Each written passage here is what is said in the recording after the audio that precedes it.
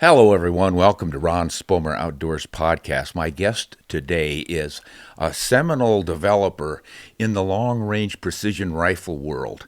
He has, for probably 15 years now, we'll find out exactly what, but developed really accurate rifles for sportsmen and then long-range shooting. And with that, he got into developing rifle scopes and laser rangefinders and all sorts of technical stuff that an old geezer like me wouldn't necessarily mess around with. But he invited me to some of his schools, and he does a great job of educating students about ballistic performance, how bullets work once you've released them from the barrel and they're flying through the air. And it's really fun and fascinating things, and it's really taken over, I think, the shooting world in the last 10 or 15 years. Everybody understands the ability to reach far, which we never used to do all that much.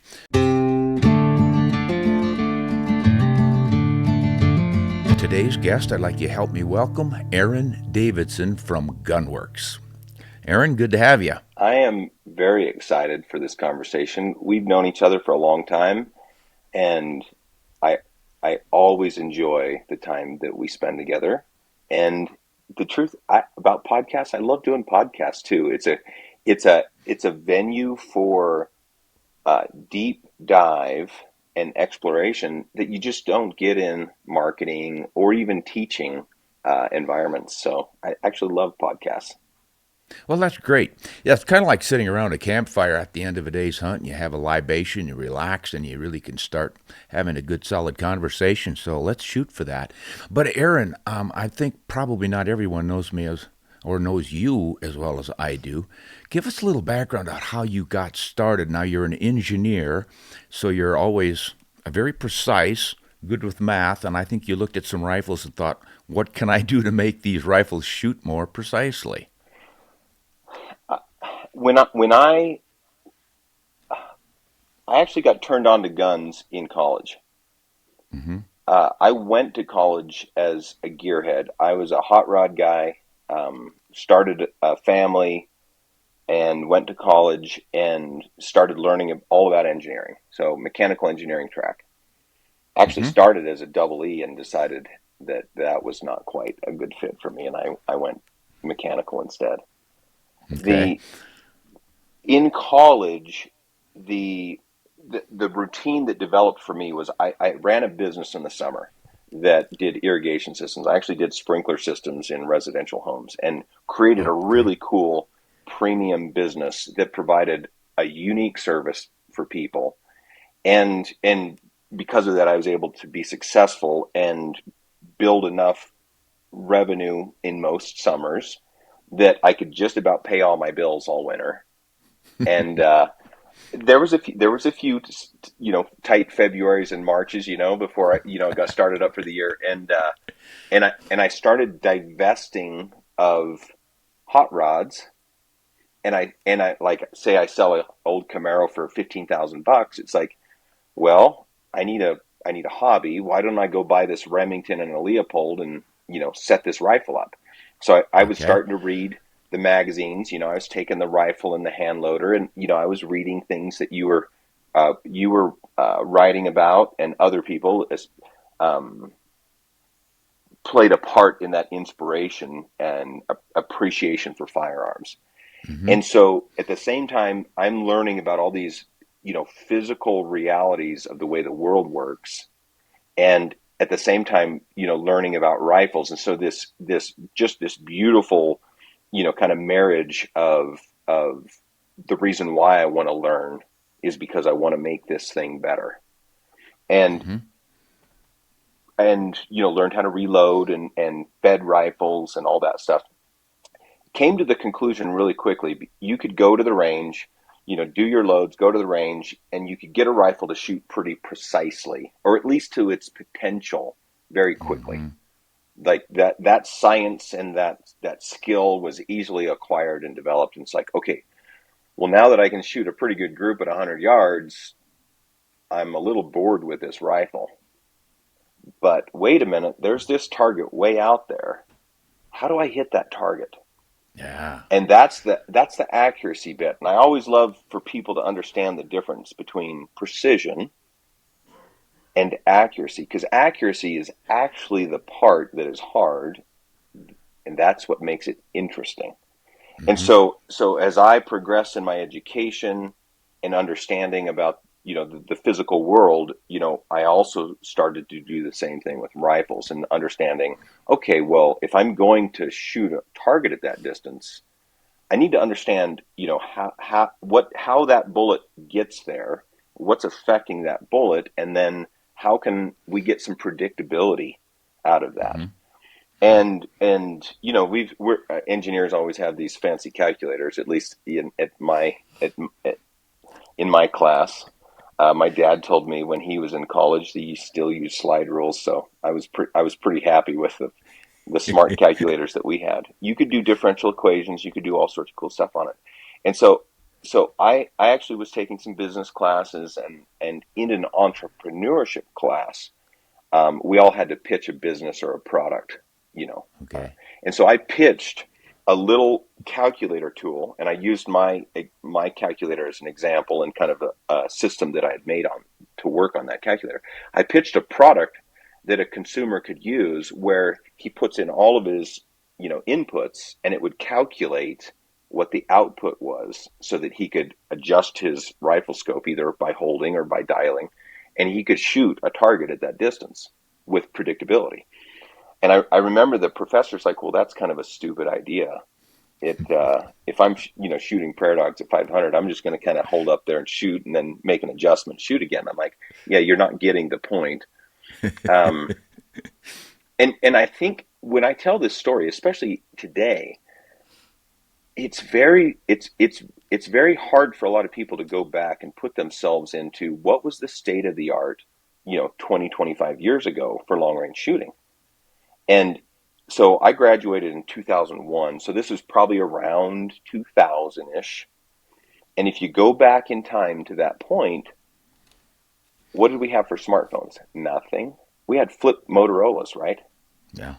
What was available in the marketplace for rangefinders? Like there was a The couple, Leica just come there out. was a Yeah. couple Bushnells, and that Leica LRF 800 just came out, and so Yep. obviously I had one of those.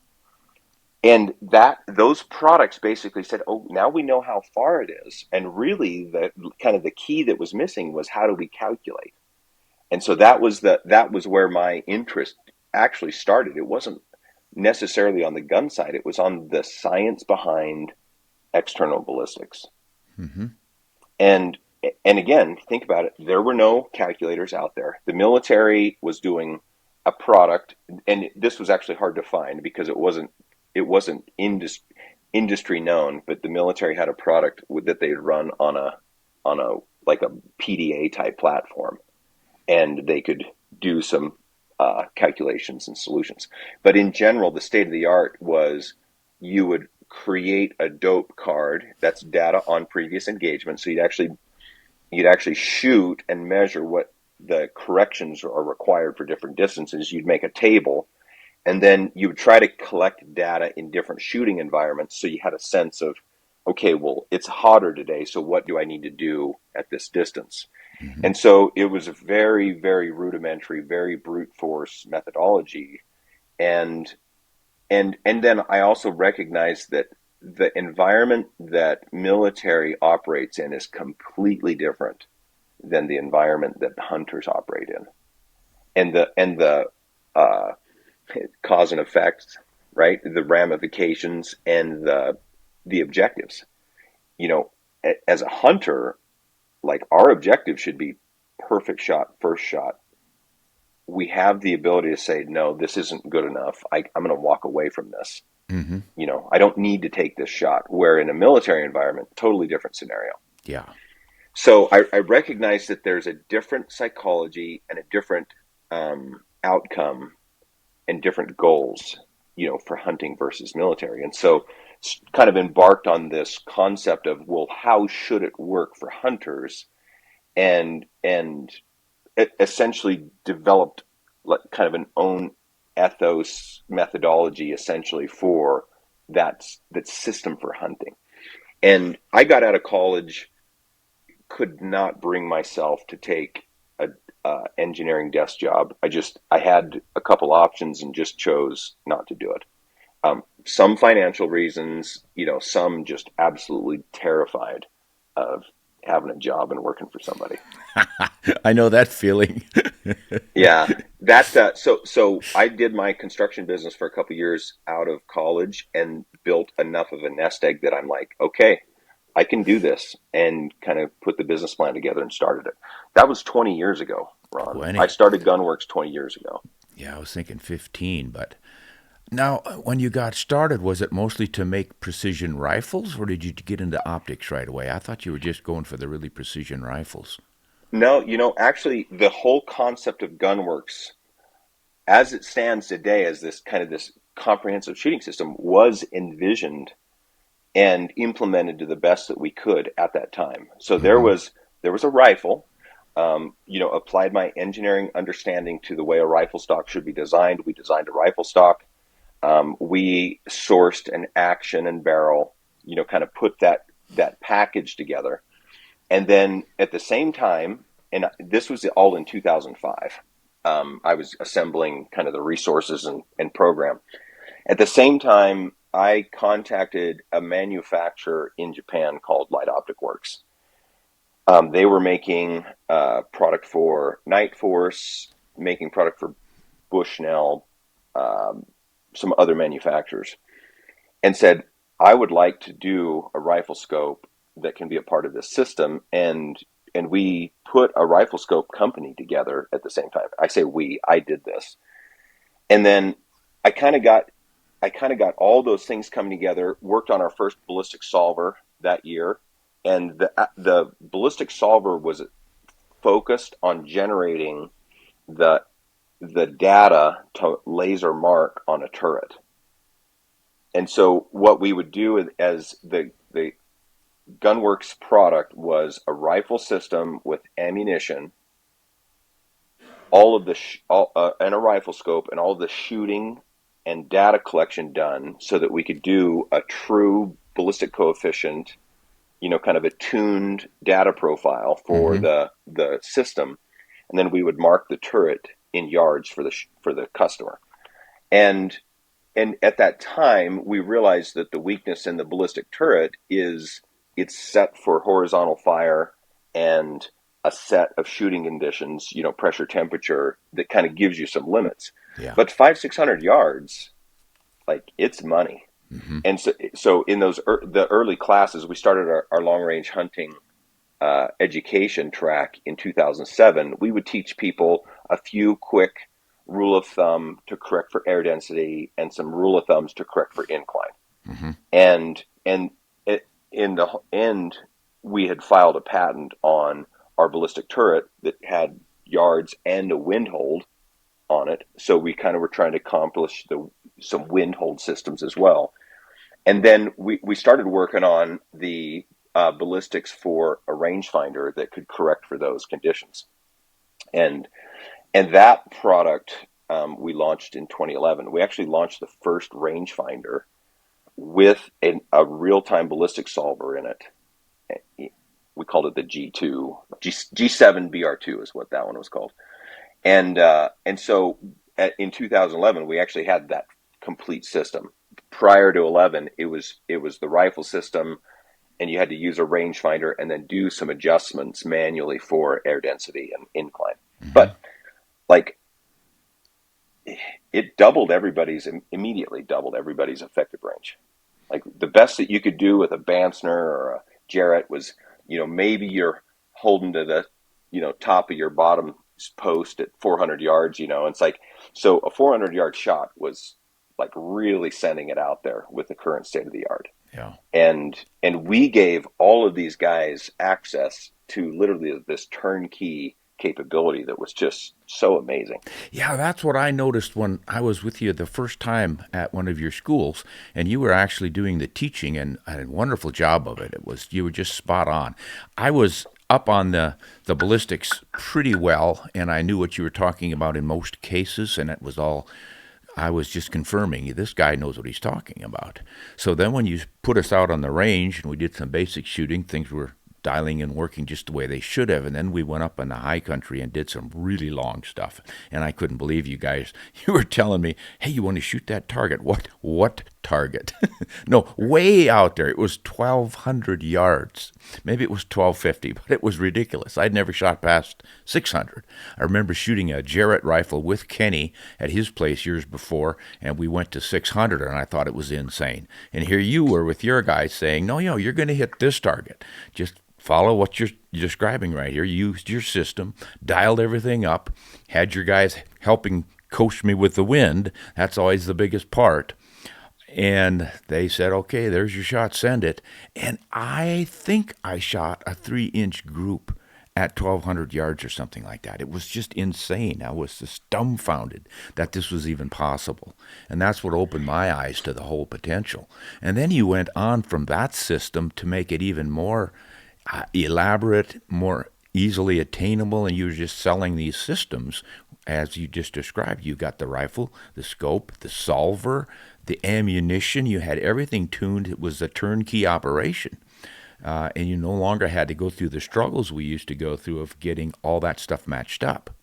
Pretty sneaky little business model. Yeah. Well, I recognized early on that what we were really selling was time, right? Good point. And success, yeah. But time, because all of that by 2000, 11, 12, 13, I mean, the industry had matured quite a bit, and there was a lot of options for people to do drop charts and to do ballistics. As soon as we started getting some ballistic apps on smartphones, all of that started to become more attainable by people. But you would have to go spend the time to learn what you needed to do to set up a gun. And then you actually have to go set the gun up. Mm-hmm. And realize that the turnkey system, the 1,000 yards out of the box, was desirable for people who might not have the time or the desire to go do all that foundational learning. Yeah, or the facilities. I mean, there are a lot of folks out there who don't have access to anything but 100-yard range, if even that, to think they're going to have time to stretch it out to 500-600 yards and maybe even 1,000. Where do you go to do that? Yeah. Well, so your system, of course, led to what remains a controversy, which is long-range hunting. I always say all my hunting is long-range until I get closer to the animal, and then it's close-range hunting.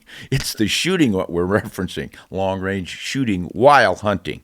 And there, I think Gunworks becomes fairly controversial because a lot of people say Gunworks kind of helped push this. You have a television show, and you were showing people successfully taking game past 600 yards and all, and then, of course, the complaints kick in about, is this fair? Is this ethical? It's irresponsible. And I'm sure you've gotten plenty of static on that, and I would like to dive into that topic right now because a lot of my listeners are complaining about the long-range shooting and the anticipation of wounding game and losing it and unethical behavior and all. So what are your answers to some of these points when people bring that up? Well, maybe let's. The first thing is I'm going to try to commit to not be. Is that going to be a challenge? I have a really, really hard time dealing with foolishness.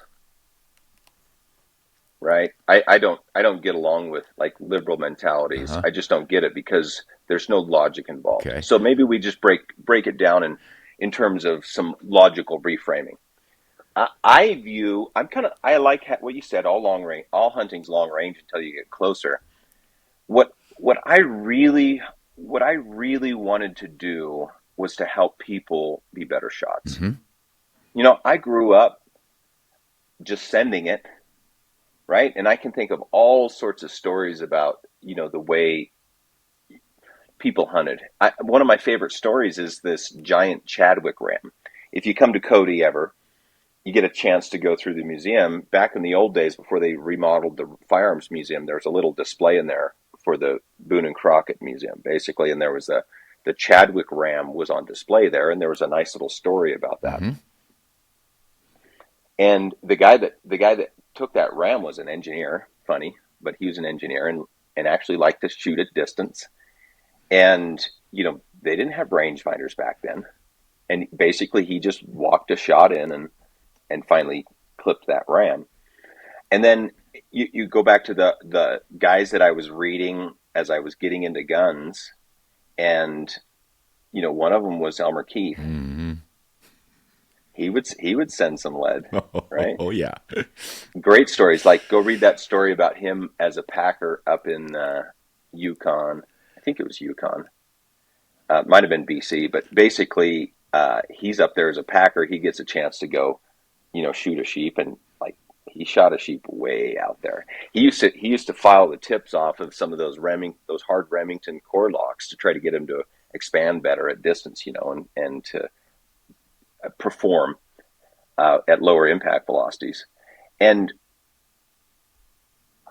I think it's very, very naive to suggest that the equipment that helps people be successful at the one-shot kill, let's just say, somehow contributes to more long-range shooting, because I'm not sure that it does.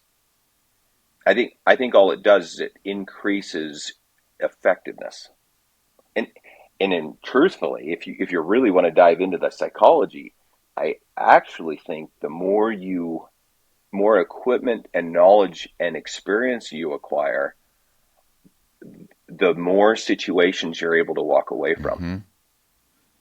Mm-hmm. Because you're able to truly understand your limits, and you're able to extract from that shooting decision the psychology of, if there's lead in the air, then there's hope, right? Because a true enthusiast of shooting very quickly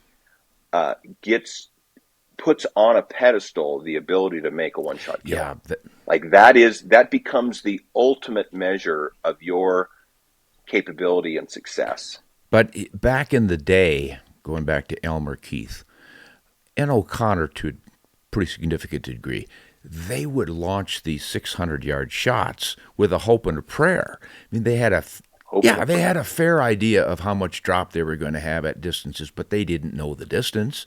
They were estimating it, and estimating 600 yards is not easy. But they would, as you said, if there's lead in the air, there's hope, and that was pretty common back in those days. And I always bring topics like that up to folks complaining about long-range shooting, because, as you were just intimating, we can more precisely shoot long range now, whereas back then I think they did it just as much, but it was more of a hope and a prayer, a Hail Mary shot. It's like, well, we've come all this way, he's way out there, but I think I can drop one in, call my shots, and then start walking it up the hillside or coming up from behind or whatever you're doing. And that was just as irresponsible. And I tend to say, look, regardless of what you're shooting at for distance, you have a certain capability, you and your equipment together, to make a shot, and then it becomes your responsibility to know what is a long shot. And for some people, 100 yards is too far. Well, let's take another approach on this. How far is long range? Good question. What is long range? For some people, 300 yards is really, really too far. They've never shot that far. I would say I think a classic definition of long range is when you need to start compensating for the bullet drop. I think that's a fair, because once you have to start compensating for that drop, then does it matter if it's there or twice as far, right? I think once you have the tool sets to do that, then you have this huge window that opens up. So let's call that for most of our hunting cartridges somewhere around 300 yards. Sounds about right. If I've shot a lot of animals, I have a lot of experience. I raised 6 kids. All of them have hunted in some form or fashion. Some of them have got hooked on it a lot more than others. But I watched my experience hunting and watched their experience very closely as they, kind of embark on a learning journey and this experience journey. I would argue that my children were much more successful becoming ethical hunters because of their access to tools that allowed them to shoot 400, 500, 600 yards. And w- let's just say hunting scenario here at home. You're this is farm fields. You've got big open fields, and then you've got um, you know lots of timber and brush and pockets of cover. You've got a deer that kind of pops into one of those areas, and you go circle around, and you're pushing up a drain ditch, and you push a deer out, and he runs out into a field, and now you put this time constraint, you put the in situ, uh, shooting platform, requirements, like, well, where am I going to shoot? So you're thinking you're going to walk up to this tree and lean on it, or, sit down and shoot off your elbows or something Mm-hmm. like that. And with, I love mule deer, but it's like with a mule deer, you kind of have this one opportunity where they're going to escape, and then they're going to just assess really quickly, am I going the right direction in my Yeah. escape path? And then they're going to finish their escape. So you kind of had this window of opportunity. And if you didn't capture that, now you potentially have a moving target and excitement. And I've made so many bad shots under 300 yards. I can just look back and think about all of the freaking shooting that I did and think, man, if I just had the opportunities my kids did. Now, the way I taught my kids to shoot was we were always a lot more careful. Same hunting territory, same area. We would very carefully put ourselves in a position where we could see and cover a lot Mm-hmm. of ground. And we would find an animal that was, let's say, feeding, right? Unalarmed, unpressured, feeding. And then we would make a plan for where could we attain a shot from, right? And then we would go move into that position and take the time to set up a good rest, and then take the time to coach my child into uh, a low pressure opportunity to take a shot if the right shot presented Mm-hmm. itself. And so they didn't have to worry about drop. All they had to worry about was crosshairs on the target. Are you steady? Can you dry fire and stay on the target? Are you calm? Right? You're not too excited. And and then let them, when the time was right, release Mm-hmm. that shot, and then make a good shot, and then do a recovery, and have the success, and find the joy of a perfect shot and a good Yeah. clean kill. Now, and I look at how I brought them into that hunting world. Man, I remember one time I hunted with my grandpa. This was early, maybe in the first couple of years I hunted. We busted a deer. It runs up on a drain bank. I'm shooting a sawed-off Ariska Japanese 6.5, and the way the sights were is you kind of had to aim at the feet to maybe hit at the top. And I remember shooting at a deer that was 30, 40 yards away, and I totally choked and missed. Now, how does that build any confidence? Essentially, what that does is it creates this idea that it's like, well, just keep shooting and just see if you get Yeah. lucky, right? And that's not what shooting should be. Shooting should have no element of luck. Like, it literally should be an execution. Yeah. Yeah. You're right. I mean, why should you be launching a shot if you do not know that you're going to make it? And that was pretty common when I was a kid too. Exactly. It was sort of like, well, I don't know how far is that. I don't know. Try one. Let's just try one and see what Yeah. happens. Well, that was a pretty silly way to do it. But yeah, I could Yeah. see where. So with your kids, then you had an accurate measurement to the distance. You had plenty Yep. of time for them to set up a good solid Yep. shot. They weren't excited. The animal wasn't excited. They had no idea you were there. And I would assume that you were dialing for them on the scope initially anyway till they got better. Yeah. And after the first couple hunts, I mean, they could Then handle they their handled own it. Okay. dial. Because to dial a turret to 500 yards is Yeah. pretty So easy. you're saying, though, even though the animal was 500 yards away, things were set up properly for a good shot, and you had the equipment that could do it. You had the attitude in your shooter who could do it. You maybe had them do some dry firing and ask them, were you wobbling? Was the crosshair on where it's supposed to be? And yeah, Yep. I've done Yep. that with kids too. I had a 13-year-old on his first deer hunt, followed directions beautifully.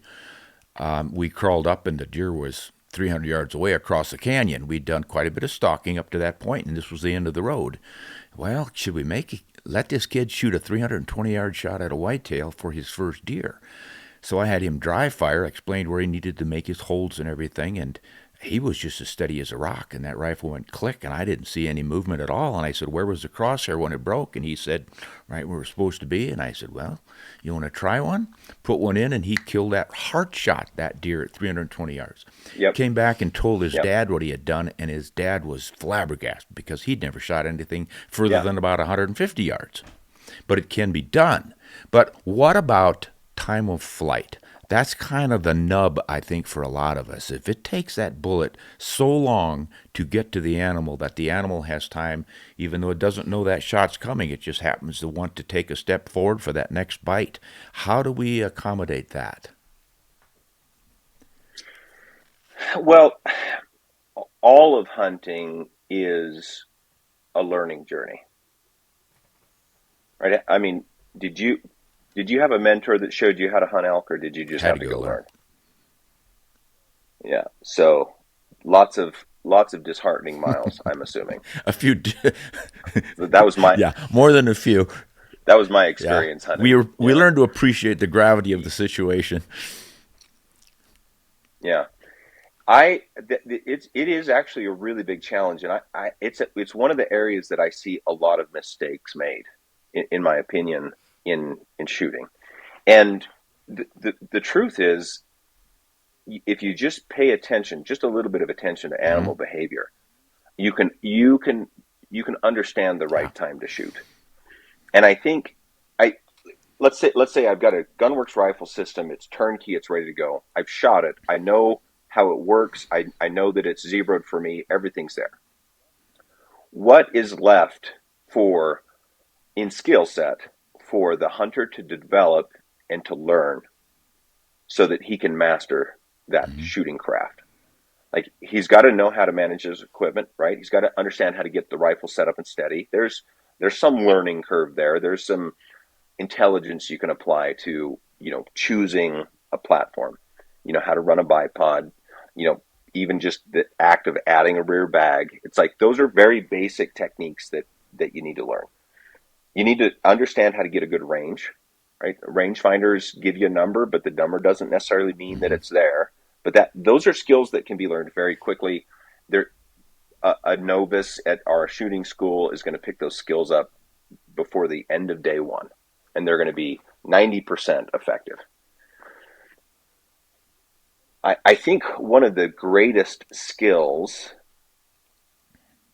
one of the hardest skills to acquire is the wind Mm-hmm. piece. Absolutely. And when we can dive rat hole down into that deep, in an additional topic here. But I do believe that another skill that's there is the animal Mm-hmm. and its behavior. Now, as a guide, I would guess that most guides, whether they consciously know this or not, they would know when the right time to shoot is. And a guide that's been around the long range shooting, knows how to get the customer set up in anticipation of that right time. So this is an area where potentially you could lean on a guide or a mentor to help you understand, like, when is the right time, and what is that right presentation of the animal. The cool thing about being at distance is you can be Mm-hmm. selective. I'm shooting at an elk up here in the mountains. With the right conditions, I'm not even thinking twice about an 800-yard shot. Absolutely no question. In the right conditions, an 800-yard shot is absolutely easily doable. But I've seen some guys make a mistake that makes an 800-yard shot, Mm-hmm. not the right shot. or not at that time. And, broadside shot, absolutely. Make that impact target area as big as you possibly can, right? Head up. You take an elk and, he's feeding across the meadow, right? He's got his head down. You don't shoot then, right? But guess what's going to happen? At some point, he's going to stop putting grass in his mouth and he's going to chew it up. And he's going to look around and see what's going on. So when that elk stops and he picks his head up, maybe he bugles, or maybe he's just looking to make sure all of his cows are, protected and with him. It's like, that's the time to send the lead. You have seconds, lots of time. You have plenty of seconds.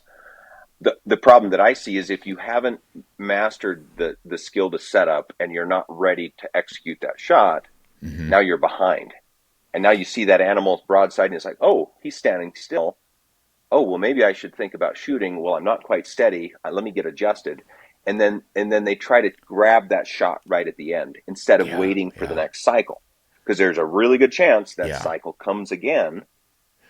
And so there's just a little bit of experience that's required there. But if you can break down and understand what the animal's doing and why, then the flight time argument, falls in the same category as the wind argument, which is just to apply your skill and knowledge as a hunter. Yeah, that's an important point. I think a lot of folks don't quite understand. And I've had several guides who actually would encourage their hunters to take a long shot rather than a close one, because on the close shots, it happens too quickly.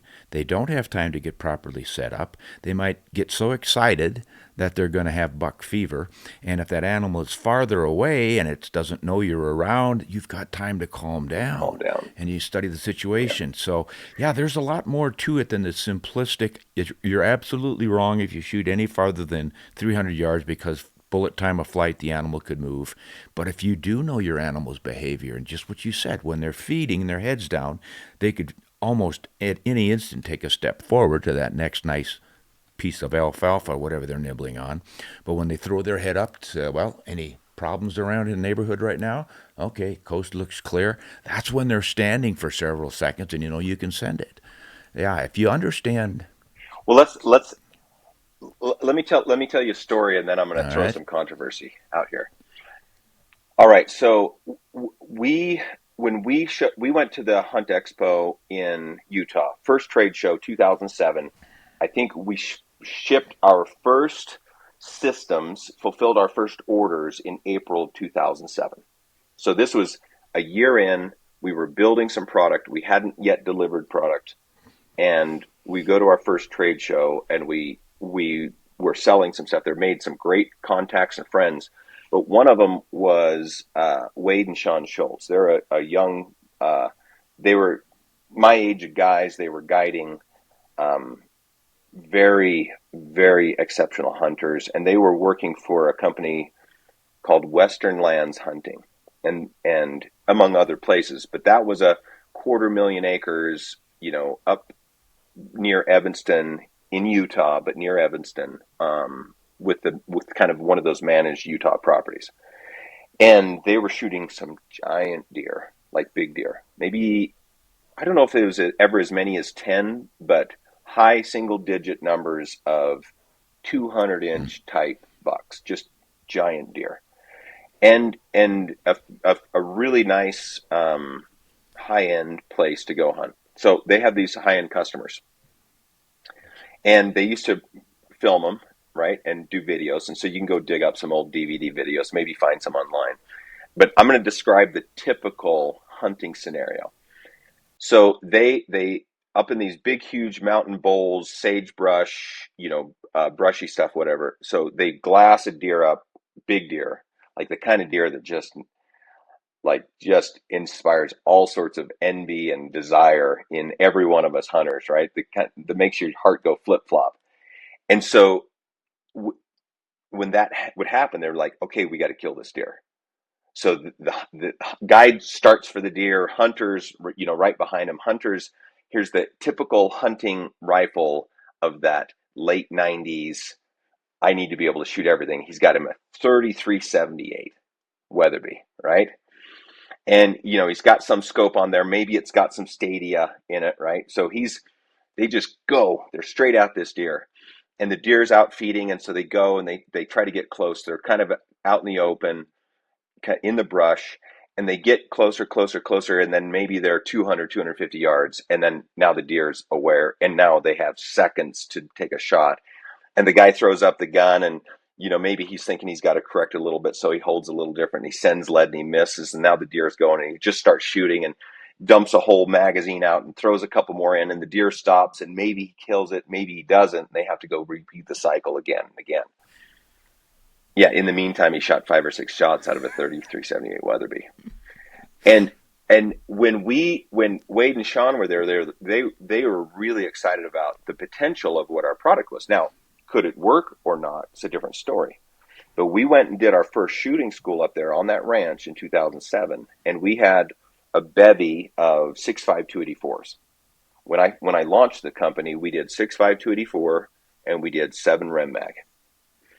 And I basically showed them, by understanding the engineering and science behind, how bullets work and what they do, I showed them I could actually deliver better downrange performance in terms of wind, drop, delivered velocity at target, so which means bullet performance, with a 7 Rem Mag than those monster 3378s.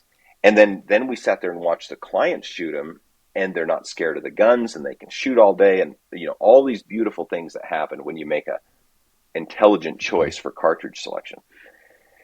And then they got some of those guns, and the client would show up in camp that fall, and he shoots his gun. They got a target up there at 500 yards, shoots his gun, can't hit it, can't even hit the 300-yard target, right? He's so scared of pulling the trigger that he just closes his eyes and then smashes the trigger and hopes that the bullet has enough energy that it tags him in the foot and kills the animal, I guess was the desire there. So then they get out this 6.5 284 and say, hey, why don't you try this one? They dial it to 500 yards. He shoots. He's like, oh my gosh, that was nice to shoot. Can I shoot it again? And he shoots it again. And he's just ringing that little plate at 500 yards. He's like, can I take this gun on this hunt? And then they go out into the field and they spot this deer. And there's a deer 500 or 600 yards. They're like, okay, well, let's just set up right over here on this point. Let's get you prone and take some time.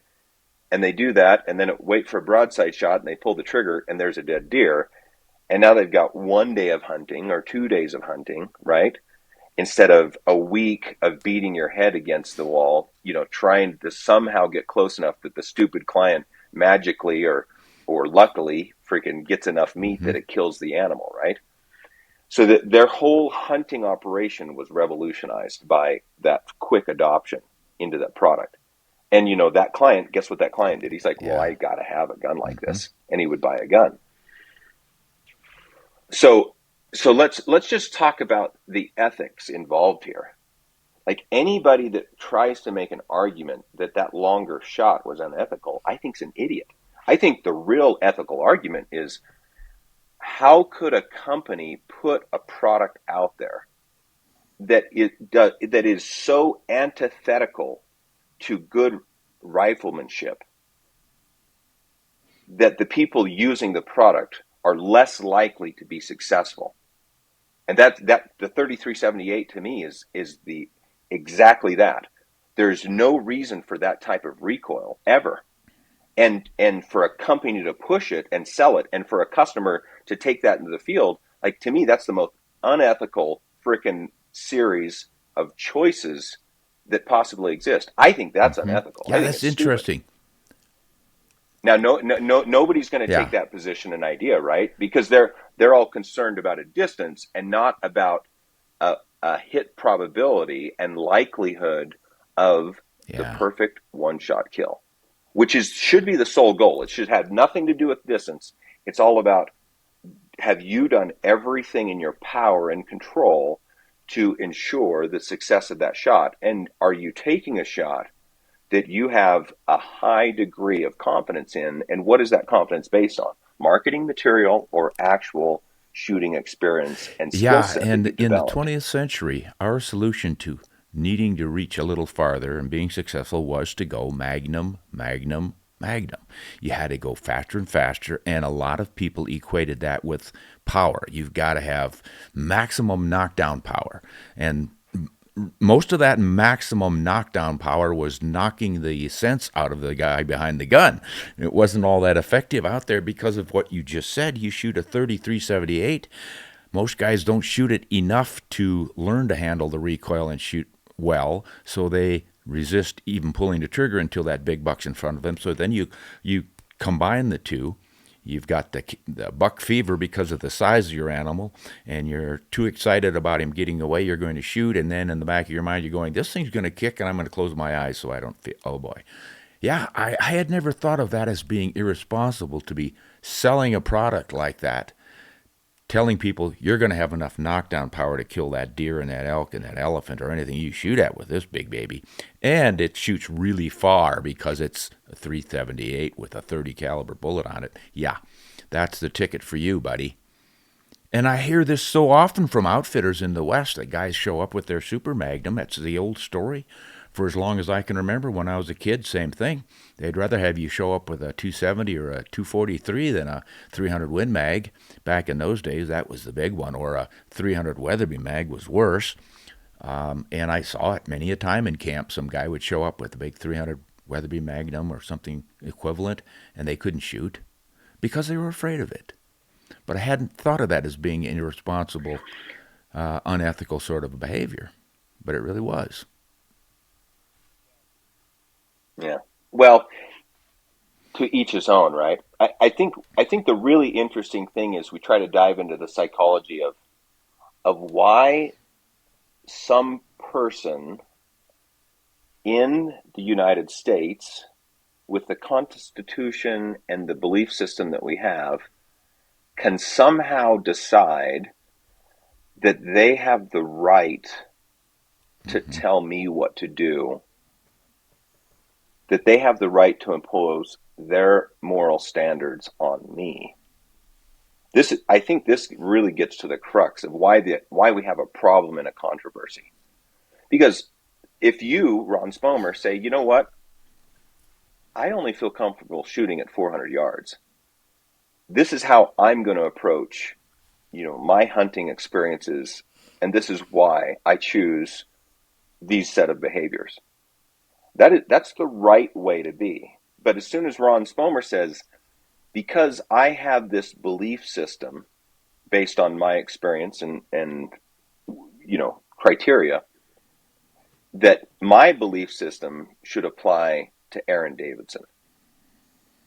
The minute that you do that, you have become all those evil words that we like to call people these days. No, yeah, but you're right. You're right. Right? It's, and you have no right. You have no right to tell me.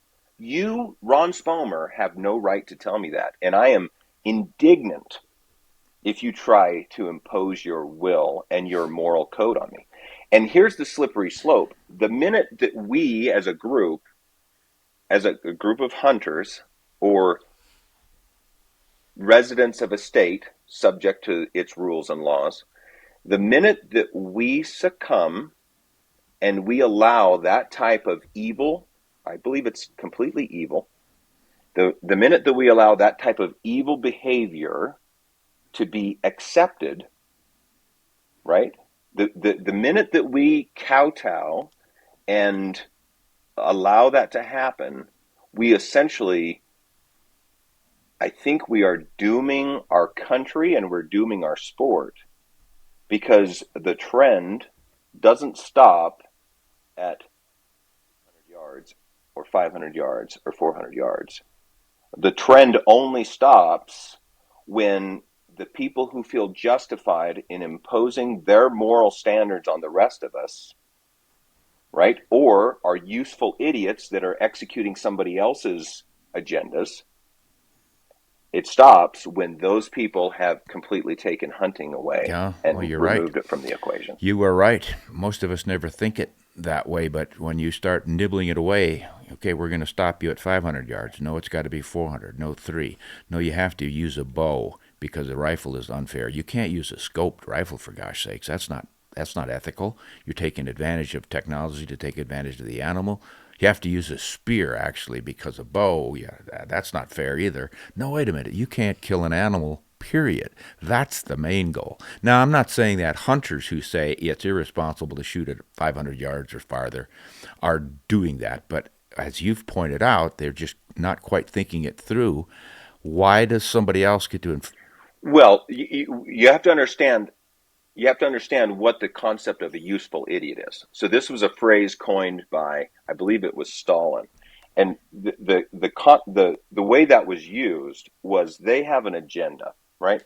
Communism, we have this agenda. You're going to do what we tell you to do. You're going to live the way that we tell you to live, right? There's no Mhm. inherent or implied freedoms.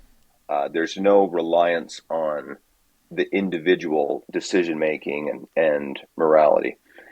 So if you go look at what they would do is they would go pick some cause or some emotive element, something that generated emotion, and a lot of times they would pick it out on class A? class. That was something that was there in our country.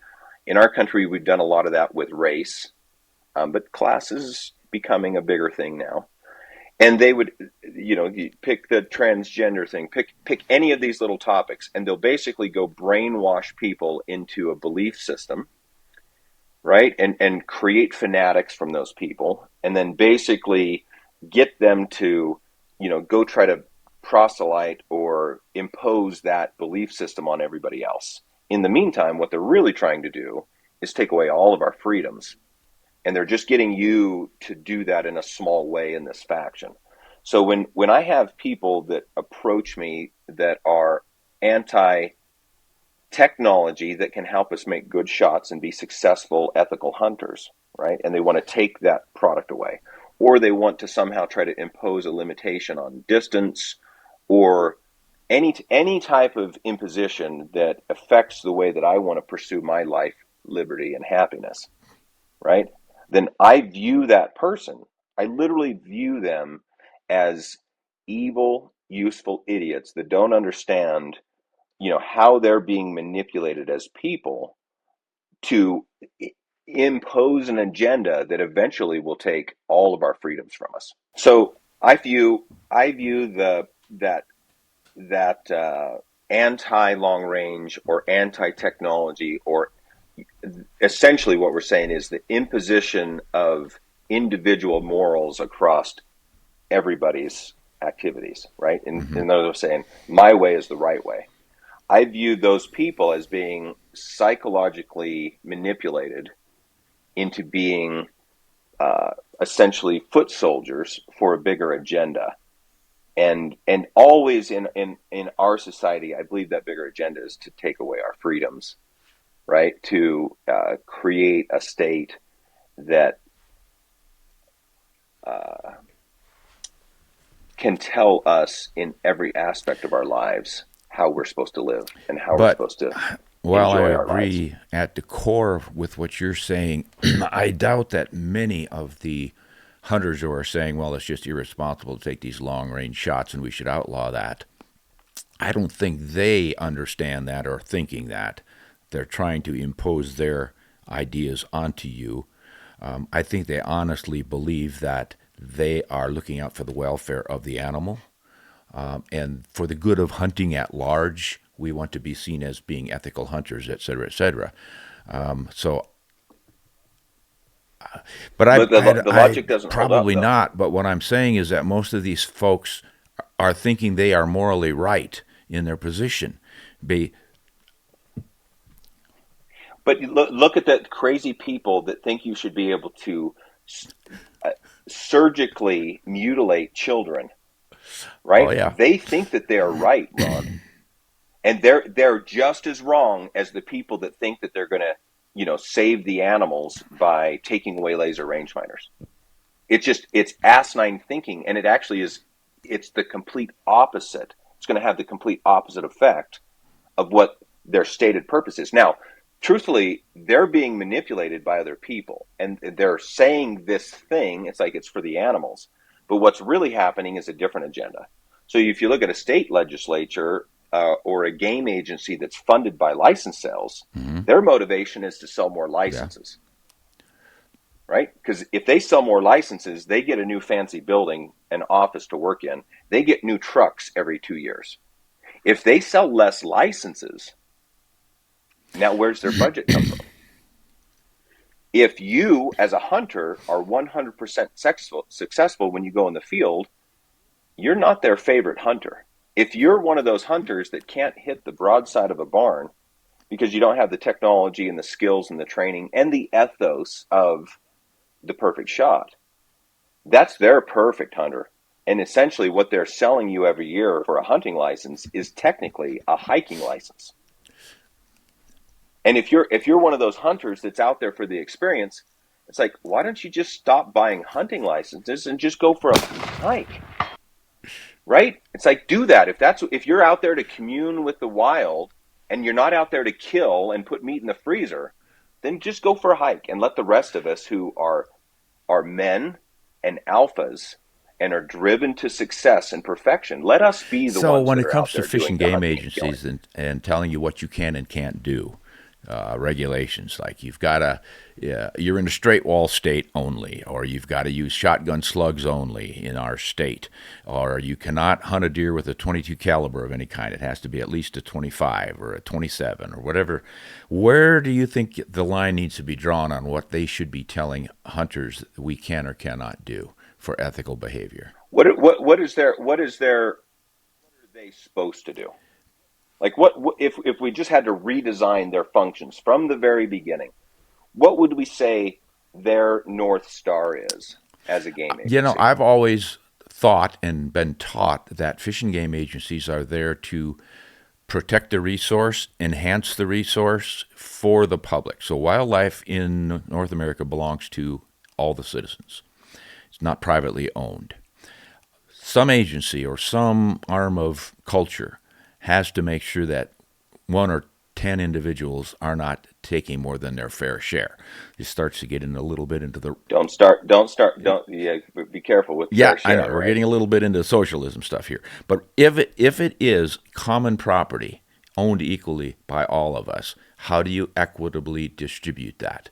You're going to have some people who say Do you think their job is to equitably distribute the opportunities, I game think. to the I public? think that their job is to, number one, protect the resource so it doesn't go extinct. Got to get rid of market hunting and that sort of abuse. And then, If their job is to protect the resource, then why not just shut down hunting? because the additional part of their job is to equitably distribute use of that resource. If it's forestry, for instance, you're going to have some trees that are wonderful, glorious redwoods that everybody comes and admires, but you can cut a certain percentage of them down so you can make a deck to admire, but you don't want to wipe them out. So it's always a bit of a balancing act and a challenge. So with wildlife, some of it can be hunted, but not so much of it that you've depleted the population.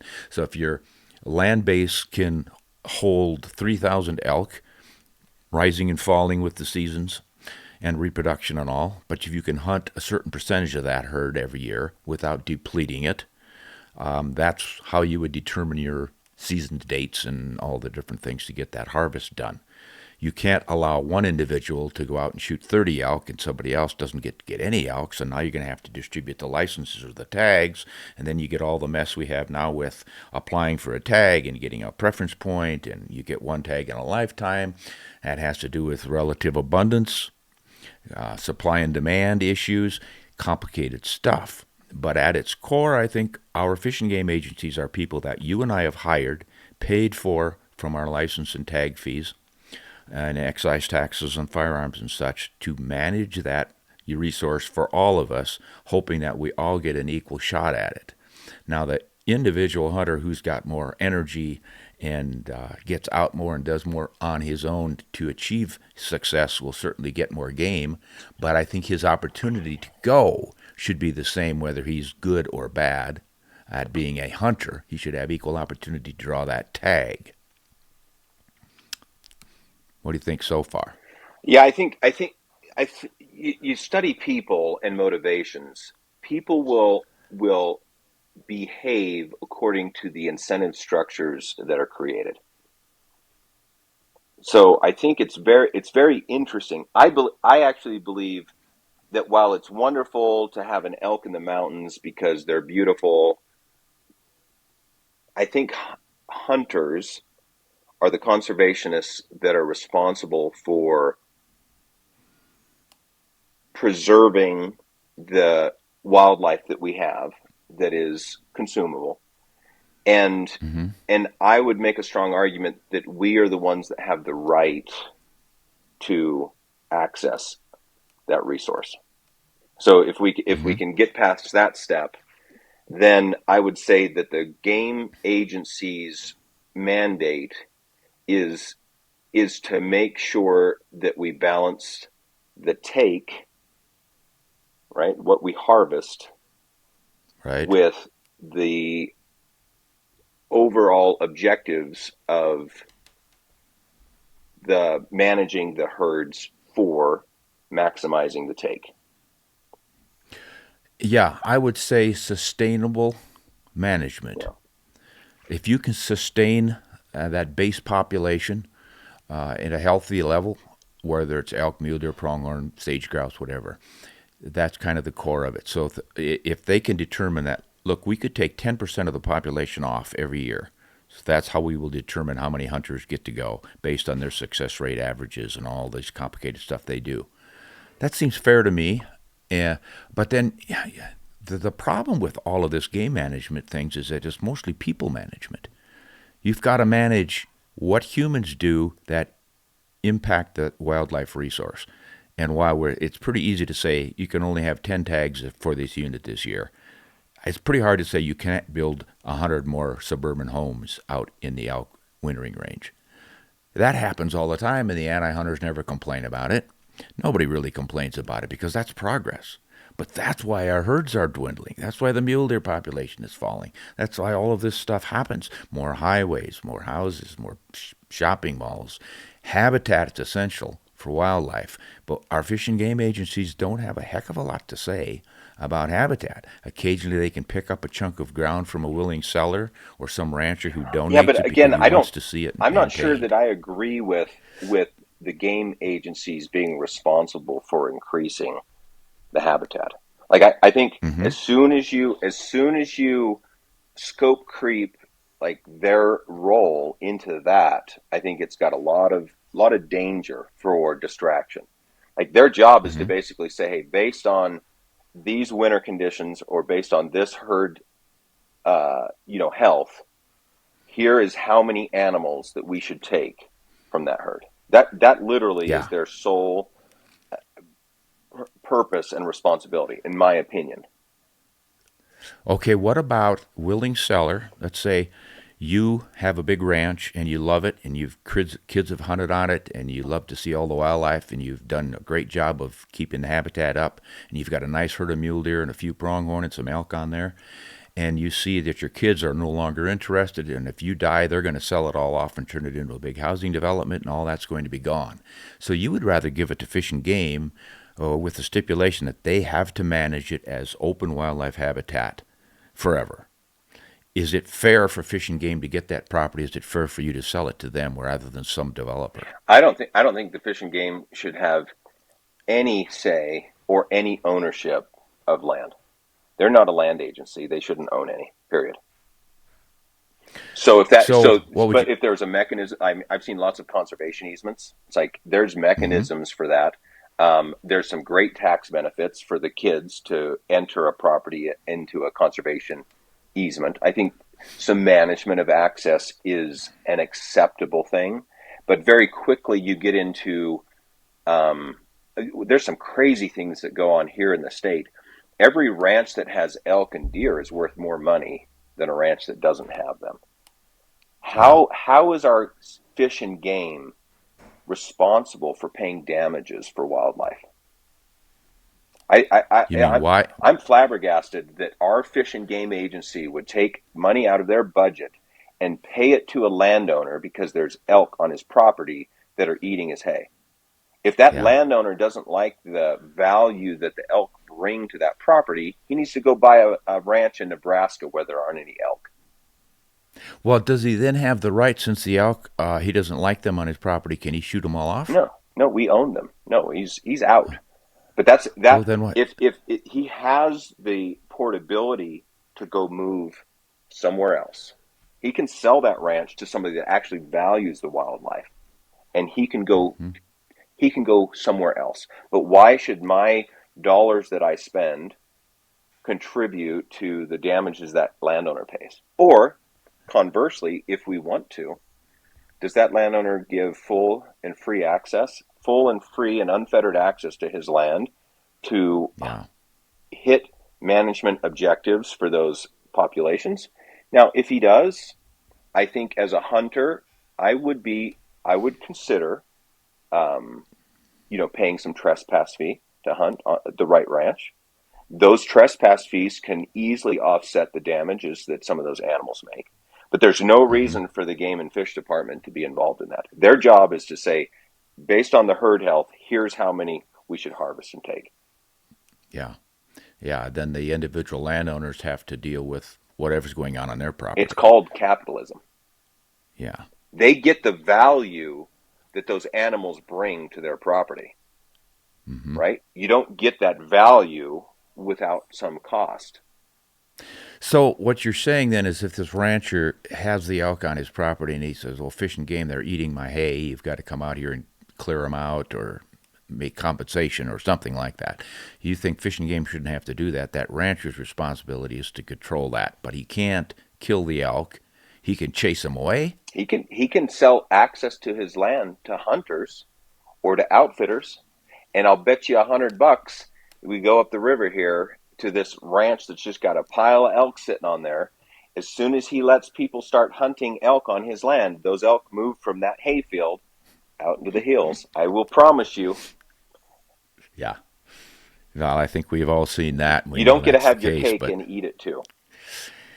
Yeah, this issue's been around forever. You get the landowners who won't let anybody hunt because they hate hunters or something. And that's fine. That's their prerogative. That is their right in our country to use their private property according to the way they believe it should be used. Like our whole country was founded on the protect and defense of your rights to own and use your private property the way you think you should. Right, but then what if you think you should kill all the wildlife that's on there? Well, that's not their property, though. Well, I guess I'm maybe quite a libertarian because I really, really believe in the founding principles of our country. And I believe that we have to be very, very careful when we start trying to impose restrictions on people's liberties to benefit the greater good, because that sure sounds a lot like communism to me. Yeah, it's a sticky issue all the way around, and it's really confusing, I think, in North America because of our model of wildlife conservation in which land is privately owned. That's your castle, and yet wildlife belongs to everyone. It's really at those two issues, I think, are at conflict, because you will hear from individuals who say, look, this is my property, and if deer are living on here, they're my deer. Yeah, but that's wrong. Yeah, that's not enshrined in our laws. Now, in some countries, that's the case. South Africa has a pretty good, actually outstanding example of restoration of wildlife, all privately. Yeah, you own the ranch, you own the wildlife, but they're making so much money off of it that it has brought a resurgence of their native game populations, the likes of which we haven't seen in this country. But yet we've done a pretty darn good job, I think, of restoring our big game herds especially, but even our predators, because we were able to restore elk herds and pronghorns and whitetail and Canada geese. We've then allowed there to be more predators that feed on those animals. We wouldn't have been able to reintroduce wolves if we hadn't first brought back the moose and the elk. But then you run into the problem of managing those predators, because you've got the non-hunting public saying those belong to us as well as the hunters, and then you're at loggerheads between those two. Who paid for the animals? Ron? Yeah, they're they don't like to hear that argument. We all know the hunters are paying for all of this stuff, but how you convince the general public, I don't know. But I think it gets into a whole nother bag of worms here, or can of worms we probably don't want to get into on this session, but I think we've probably gone far enough by our discussions of long range shooting that then led into all the rest of this stuff, which is really pretty fascinating. We could go on for hours about all of this because you're getting down to the real nitty gritty of what drives all of this. But I think I would like to sum this up by saying I agree with you that it's up to the individual how he wants to conduct himself as a hunter, and whether it's ethical or not to take that 200-yard shot, 600-yard shot, whatever he thinks his limit is. I think the best each of us can do is to train to be the absolute best shooters and hunters we can be, and then set our own ethical boundaries on what we think is cheating or pushing the envelope or endangering the animal without knowing we're going to make that shot.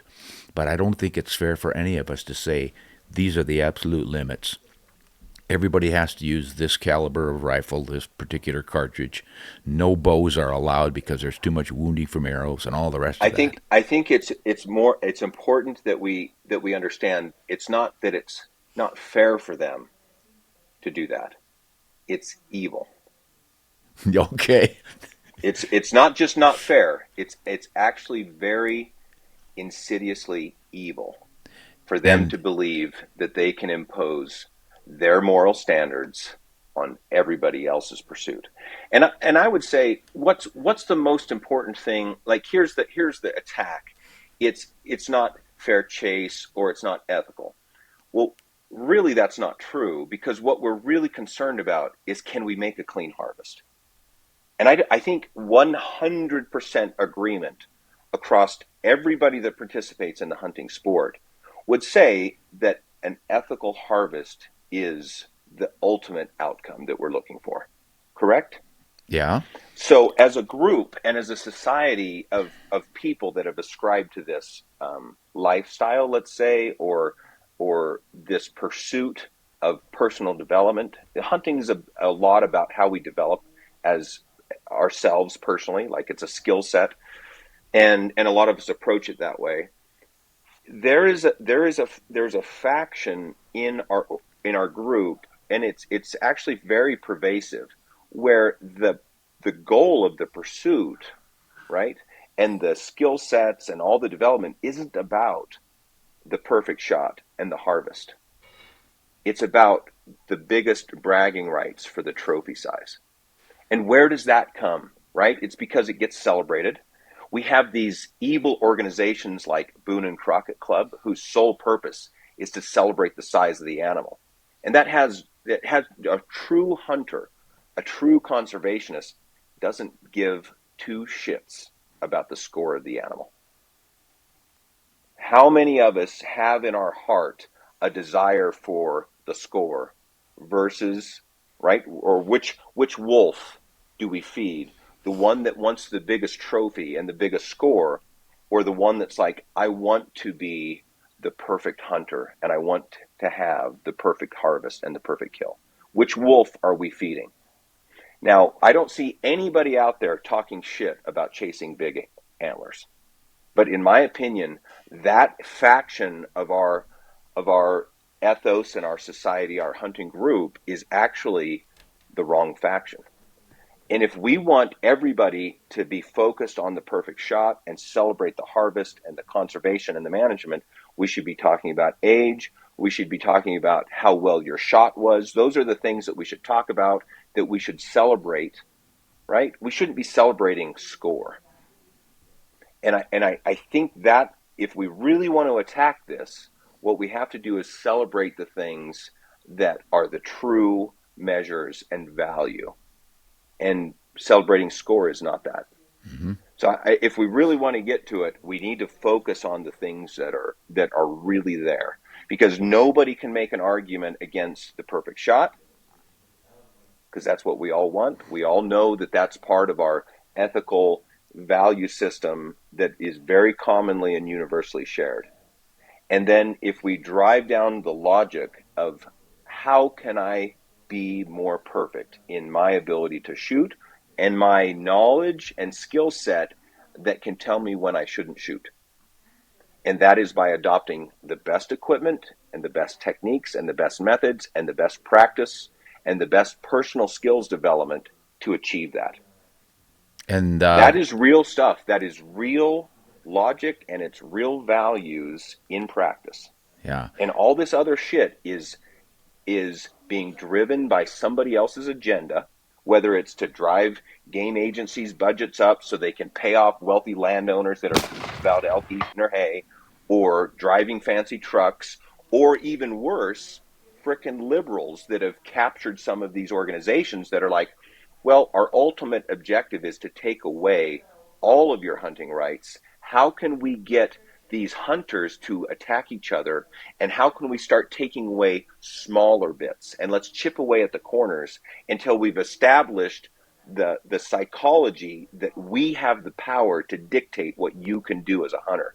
And once we've succumbed to that as a population, once you've become such a beta person that you will allow them to do this to you, then they'll take more and more until you have nothing. yeah, we've sure seen that nibbling on the corners. California, British Columbia, Colorado, a lot of different states that just nibble, nibble, nibble. As true hunters and conservationists and true patriots of this country, it's our responsibility to understand where that line is for our freedoms and our rights, and don't cross it. Don't be a useful idiot for one of these other groups that has a different agenda. All right, folks. Yeah, pulling no punches here with Aaron Davidson. What do you guys all think? These are some really important topics that we need to spend time thinking about, discussing. We don't have to fight about it. You don't have to call people names. But heated argument and discussion's great. Yeah, if you can control it. You don't need fisticuffs flying on this stuff. But we really do need to get deep into these weeds. It's just too simple to just go hunting and ignore it, because these issues are going to continue. And I think Aaron is right in his assessment of the anti-hunting nibbling away and trying to take away all of our rights. We really need to be careful on that. He and I and you, we can all disagree about this side of management and that side of management and all the rest of it, but boy, it's definitely worth discussing.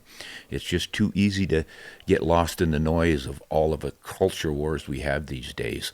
But we've got an important obligation as hunters to maintain populations of wildlife, open space, wild lands, and all the things that we love, or we're going to lose those. So, hey, Aaron, I really want to thank you for diving in deep like this and bearing your soul. A lot of folks are just a little bit nervous about this, but I think it's really worth hearing. So thank you so much for sharing that with us. We'll see what sort of a response we get, and maybe we'll be calling you back for a rematch. Love it. Anytime. Love to discuss. All right. Thanks so much. Hey, guys. Thanks for listening in. I was with Aaron Davidson from Gunworks. He's got some decided opinions, but he's been thinking about them. He's not just going off half-cocked. And you expect that from someone who designs the kind of quality, accurate rifles that he does at Gunworks. So thank you all for listening in. We will see you next time. Hunt honest and shoot straight.